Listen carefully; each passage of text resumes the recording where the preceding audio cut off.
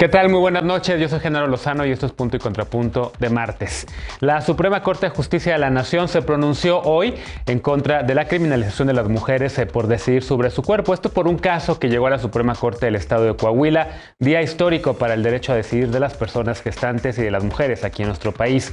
Veremos qué piensa la mesa.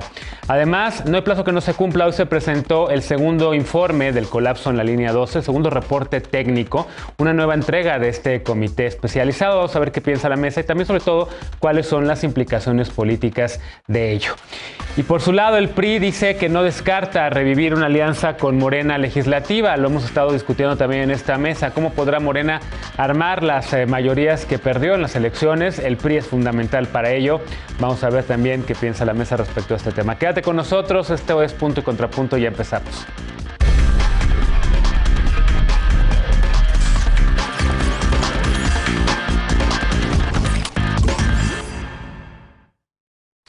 Día histórico. Por primera vez en la historia de México, la Suprema Corte de la Justicia de la Nación discutió si las mujeres y las personas con capacidad de gestar tienen o no derecho a decidir de manera libre y voluntaria si deben o no interrumpir un embarazo. Esta tarde, 10 de los 11 ministros de la Corte votaron por unanimidad declarar inconstitucional la criminalización del aborto en Coahuila, donde la interrupción del embarazo se sanciona con prisión. Además, en su resolución reconoce por primera vez el derecho no solamente de las mujeres a decidir libremente sobre su vida y su cuerpo, sino también el de las personas gestantes. Veamos el contexto. La Suprema Corte de Justicia de la Nación declaró inválida la sanción que el Código de Coahuila establece contra quienes aborten voluntariamente o a quien asista a un aborto.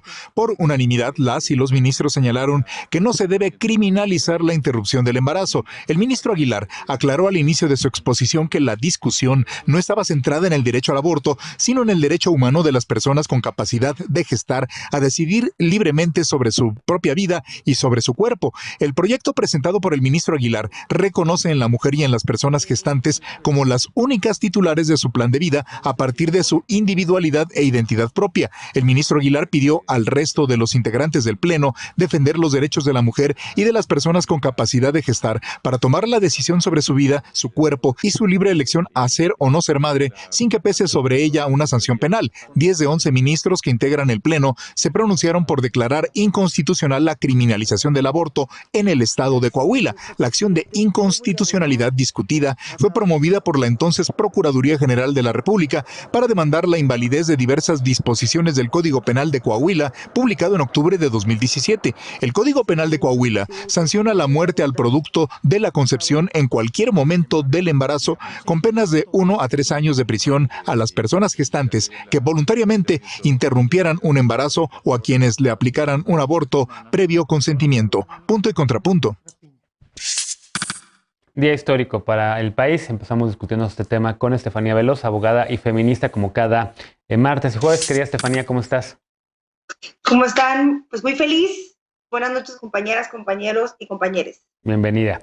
Como invitado especial esta noche está con nosotros Adolfo Cerqueda, presidente municipal electo de Nezahualcóyotl. ¿Cómo estás?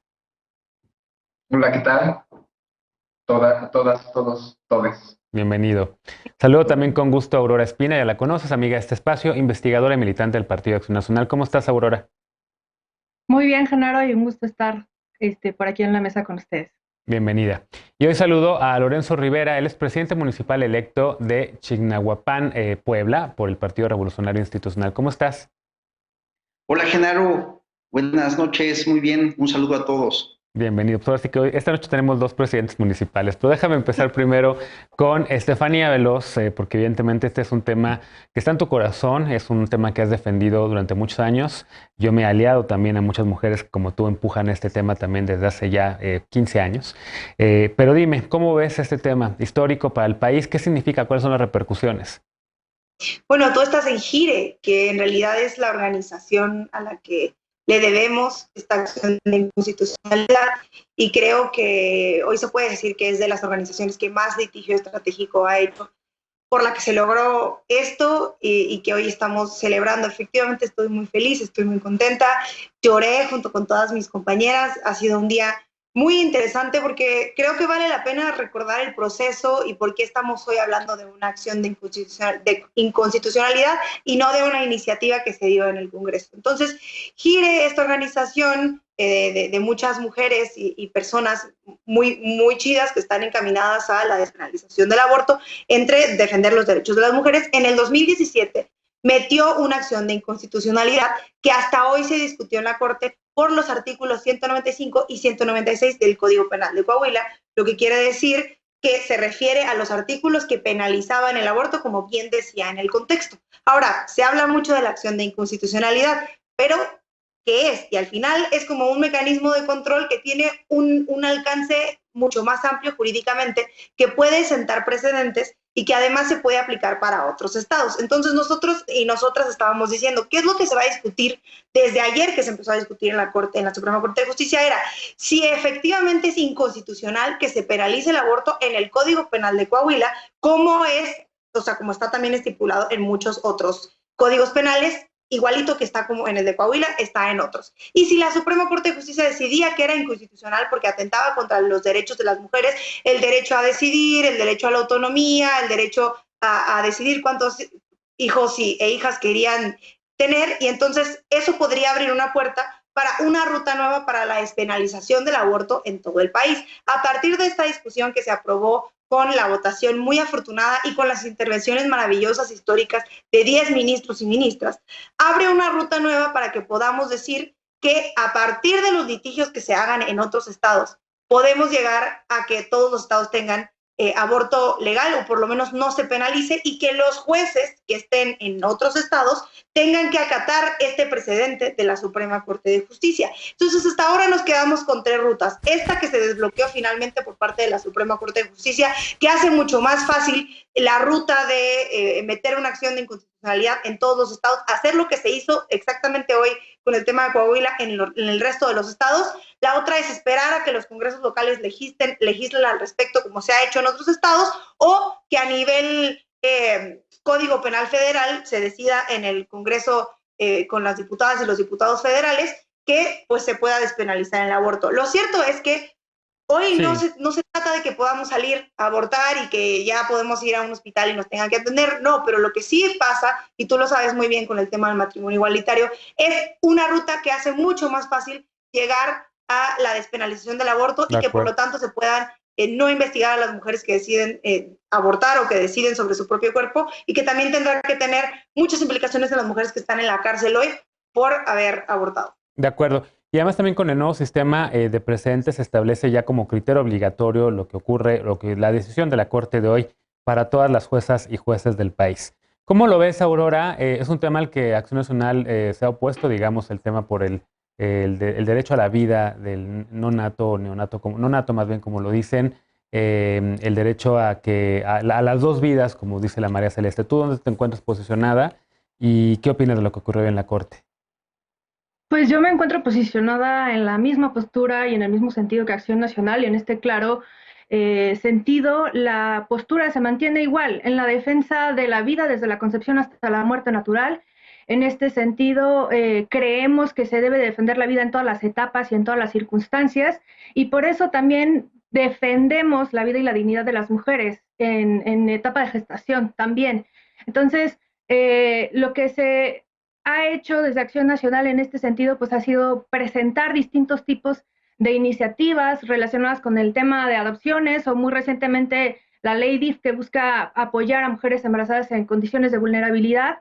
Y en la cuestión de, pues también creemos en la no criminalización de las mujeres, y por eso también se llevó a presentar en su momento en la legislatura que acaba de concluir una iniciativa para trabajar en la cuestión de la permutación de la pena. Entonces, esa ha sido la vía por la que ha transitado. Creo que vamos a seguir trabajando desde Acción Nacional en presentar diversas alternativas para ofrecerles opciones distintas a las mujeres que se encuentran embarazadas y que no desean abortar, pero también otros mecanismos para la protección del no nacido. Y en este sentido, pues también al final de cuentas, pues termina siendo un poco paradójico que bajo el paraguas del derecho a decidir, pues se deslinde de toda responsabilidad y se mantenga en total impunidad a pues, los abusadores y violentadores de mujeres, porque al final de cuentas, pues el aborto termina convirtiéndose en un instrumento patriarcal que permite perpetuar la violencia contra mujeres y niñas, y estoy hablando en este caso de las personas que están en la dinámica de la trata de personas, las de aborto forzado, abuso sexual y violencia machista, porque creo que no lo había dejado también claro en otras ocasiones. Y en la cuestión de qué es lo que se está discutiendo, creo que vale la pena aclarar que lo que hoy se hizo fue discutir uno de los 3 proyectos de sentencia que están ante la Suprema Corte para discutir. El primero, que fue presentado por el ministro Luis María Aguilar Morales, que es el que se aprobó el día de hoy en el tema de la no criminalización de mujeres en la Constitución de Coahuila, pero también está la otra que presentó sobre objeción de conciencia, que tiene que ver con el artículo 10 bis de la Ley General de Salud, y el otro que presentó el ministro Alfredo Gutiérrez Ortiz Mena en Sinaloa sobre la protección de la vida en la Constitución local. ¿Qué es lo que yo veo un poco de problemático con lo que se ha discutido hoy y lo que se va a volver a discutir con Sinaloa? Es que el artículo 124 de la Constitución confiere a los estados la libertad configurativa, ¿no? De que definan entre ellos la cuestión del derecho penal, pero también el reconocimiento de derechos humanos que amplían la protección de la población de sus estados.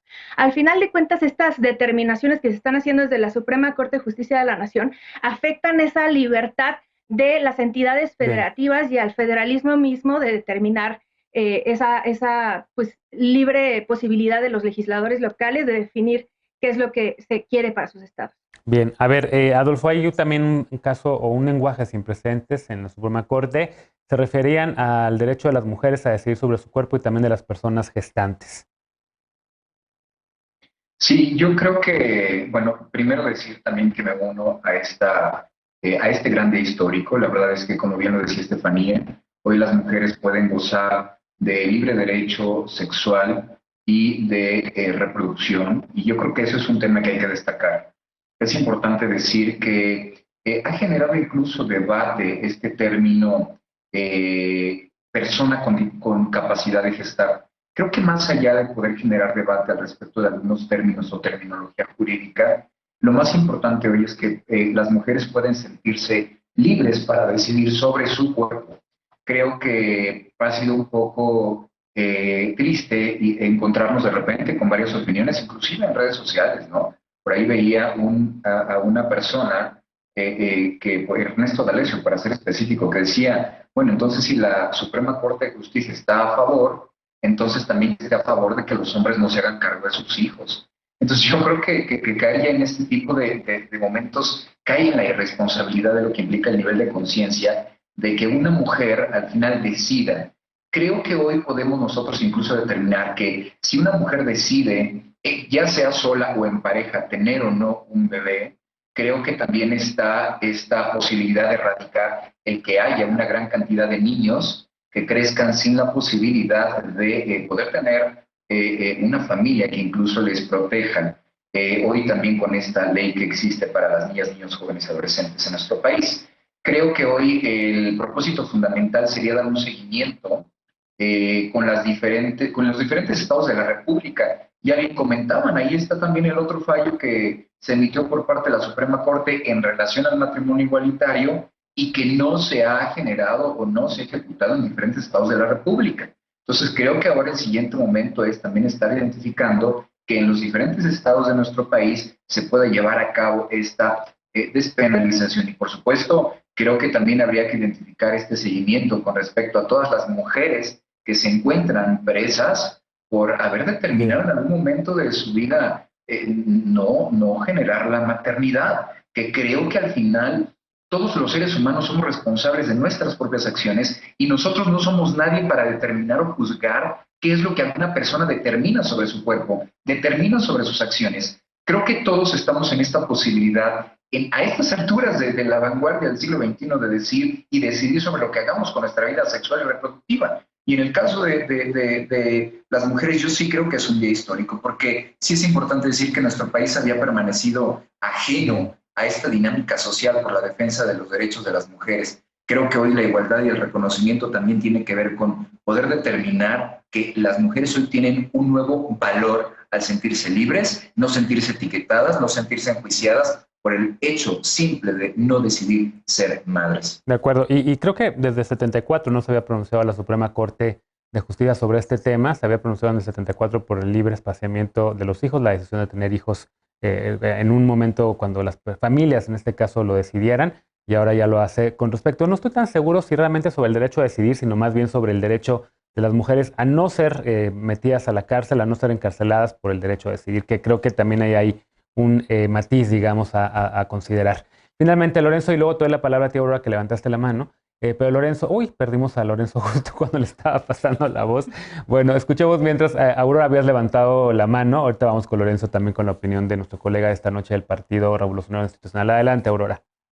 Sí, una precisión nada más en términos jurídicos. La Suprema Corte no puede definir el sentido en el que los legisladores y legisladoras deben legislar, si a favor o en contra. Al contrario, lo que pueden determinar es que se legisle en un tema dado u otro, pero nunca pueden determinar cuál debe de ser el sentido en el que legislen, porque ahí es donde entra justo esa libertad configurativa de los estados y de los congresos locales de la que hablaba, que está basada en el artículo 124 de la Constitución.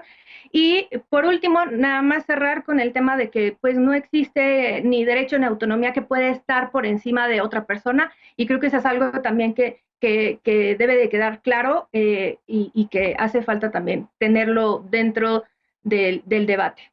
Bien, a ver si ya recuperamos a Lorenzo. Todavía no tenemos a Lorenzo. Estefanía, ¿quieres comentar algo más en lo que recuperamos a Lorenzo? Sí, yo quiero precisar al mismo tiempo lo que decía Aurora. A ver, no se trata de que la Suprema Corte de Justicia diga en qué sentido legislar.